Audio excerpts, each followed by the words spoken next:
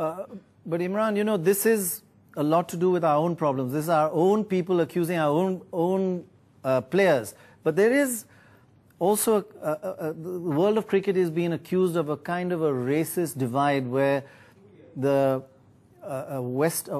the white teams, let's put it, be open about it, are never accused of these sort of things. But there's always suspicion when a non-white team does something. So is that a fact? Is there a racist divide? You know, when I was playing, when I started playing cricket, you cannot imagine the way we were treated. I mean, Sunil Gavaskar is the other cricketer he's basically my contemporary. And so we emerged, Pakistan and India, we emerged as international level cricket teams, more or less together. And I remember the attitude which we came across, and Sunil used to speak out against it, and of course I used to speak out against it. And when we used to talk about neutral umpires, we were told that, look, yes, when the Australian or English teams come to the subcontinent, yes, you should have neutral umpires. But when you come to our countries, Australia or England, our umpires are good enough. And yet we faced, and I can tell you, wherever I played abroad, we always found the home umpires patriotic. It was only the degrees that some more, some less, but more or less throughout my career. And that's exactly what, if you ask Sunil Gavaskar, he'll say the same thing. But they always used to, when our umpires made mistakes, they cheated. When they made mistakes, they were honest mistakes. Absolutely. So, Imran, what you're saying is, I know Sunil Gavaskar is very strong on this point, and everybody supports him on that, and so are you right now. So this racist divide is going on for quite a long time, and it still exists? I think it's grown a bit less. You know, from the time, you know, I played in the 70s, in the 80s, it was getting less because we emerged as cricketing powers too. And then our boards started to assert themselves.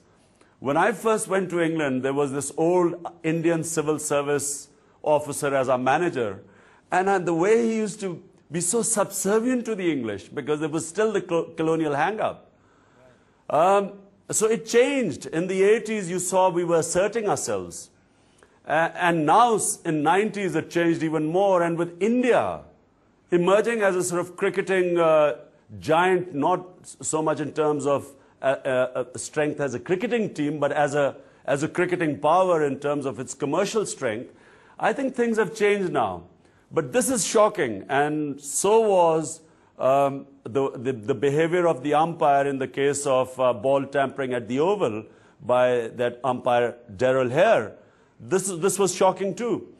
You would not see them treat the English or the Australian teams in the same way they treated the teams from the subcontinent. Less so with India, more with Pakistan.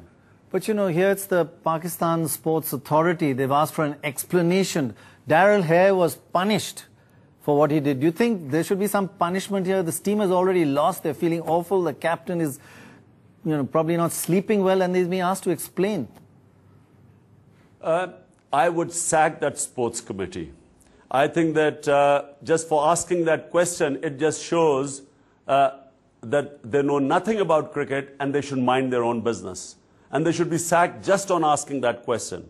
You know, in cricket we used to say, when young players used to come in, we always used to, us senior players would advise them, always play within your limitations. This committee should be told to know its limitations, and cricket is something which is a specialized sport. Not everyone can comment on it. And so unfortunately, ignorant people who do not understand the game will always find excuses outside.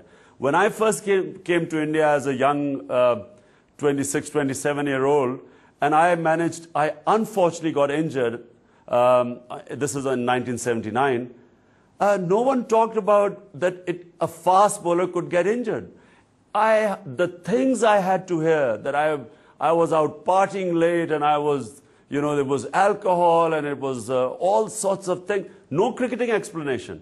It was all weird sort of stuff that I hadn't slept all night and so on.